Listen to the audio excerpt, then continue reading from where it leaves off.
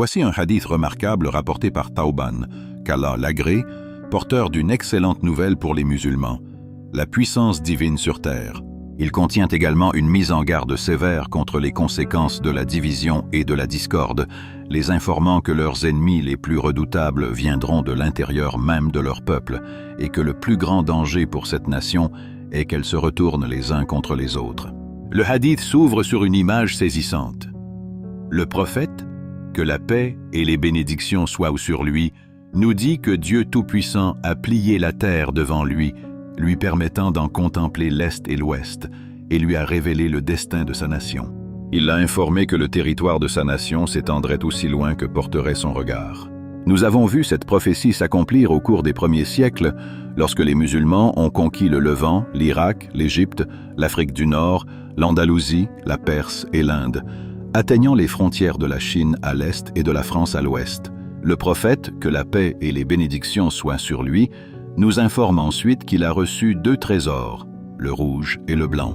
Le trésor blanc représente l'argent, ou les trésors de Perse, et le trésor rouge, l'or, ou les trésors de Rome. Les musulmans s'emparèrent des trésors de Chosroès et de César, comme le prophète, que la paix et les bénédictions soient sur lui, l'avait prédit. C'est là un des signes de sa prophétie qui s'est accompli tout au long de l'histoire. La discussion aborde ensuite la grande supplication que le prophète, que la paix et les bénédictions soient sur lui, adressa à sa nation. Il demanda à son Seigneur 3 choses: qu'il n'anéantisse pas sa nation par une famine généralisée, qu'il n'autorise pas un ennemi extérieur à l'exterminer et à profaner sa sainteté. Dieu exauça ses prières sur ces 2 points, préservant ainsi sa nation de la famine et empêchant un ennemi infidèle de l'anéantir entièrement. Ceci témoigne de la miséricorde de Dieu envers cette nation. Mais la 3e requête, qu'il ne les divise pas en factions et ne les laisse pas s'entre-déchirer, ne fut pas exaucée. Dieu lui dit plutôt: « Ô Muhammad, quand je décrète quelque chose, c'est irrévocable. Je t'ai accordé pour ta nation de ne pas la détruire par une famine générale, ni de permettre à un ennemi extérieur de s'emparer de son territoire, même si tous ses habitants s'unissaient contre lui, jusqu'à ce qu'ils s'entre-détruisent et s'asservissent mutuellement. Cela signifie que le plus grand danger pour cette nation viendra de l'intérieur, que ses ennemis les plus féroces seront ses propres compatriotes, et que ses plus grands malheurs seront dus à ses divisions, ses désaccords et ses luttes intestines. C'est ce que nous constatons aujourd'hui dans de nombreux pays musulmans: guerres civiles, conflits internes et affrontements fratricides, au point que l'ennemi extérieur observe, impuissant, notre propre destruction. Le prophète, que la paix et les bénédictions soient sur lui, poursuit ce hadith dans une autre narration d'Ibn Majah. Ce que je crains le plus pour ma nation, ce sont les dirigeants qui égarent les autres. Lorsque l'épée sera tirée contre ma nation, elle ne sera rengainée qu'au jour de la résurrection. L'heure ne viendra pas avant que des tribus de ma nation ne se joignent aux polythéistes et n'adorent les idoles.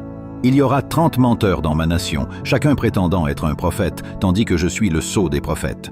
Il n'y a pas de prophète après moi. Ce hadith majeur nous offre un diagnostic précis des afflictions de la nation à la fin des temps: la discorde, la division et l'oppression des uns par les autres, des dirigeants qui égarent le peuple, des menteurs qui se prétendent prophètes et trompent le peuple par leurs mensonges, et des épreuves qui sèment la discorde, brisent l'unité et transforment les frères en ennemis. Malgré tout cela, le hadith recèle une grande promesse. La communauté musulmane ne périra pas entièrement et ne sera pas anéantie par aucun ennemi extérieur, quelles que soient les forces qui s'unissent contre elle. Au contraire, un groupe parmi ses membres restera fidèle à la vérité, à l'abri de ceux qui s'y opposent ou l'abandonnent, jusqu'à l'accomplissement du décret divin, comme l'attestent les hadiths authentiques. Un groupe de ma communauté restera fidèle à la vérité, à l'abri de ceux qui s'y opposent ou l'abandonnent, jusqu'à ce que l'heure vienne, rapporté par Muslim. Aujourd'hui, nous vivons une époque où ces prophéties s'accomplissent.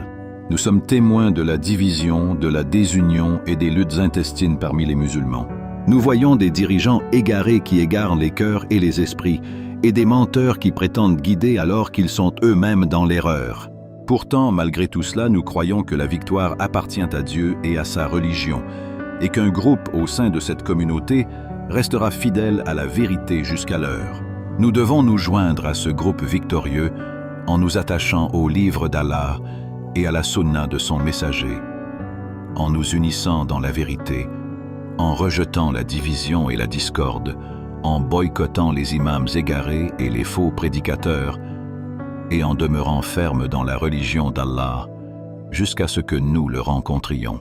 Nous implorons Allah d'unir les musulmans dans la vérité, de réconcilier leurs cœurs, de les guider sur les chemins de la paix, de nous protéger des épreuves apparentes et cachées, et de nous accorder la constance dans sa religion jusqu'à ce que nous le rencontrions. Partagez ce récit sur votre 2e page pour rappeler à vos frères et sœurs musulmans les dangers de la division et de la discorde, pour les mettre en garde contre les imams égarés et pour les informer de la vertu de l'appartenance à la communauté et de la constance dans la vérité.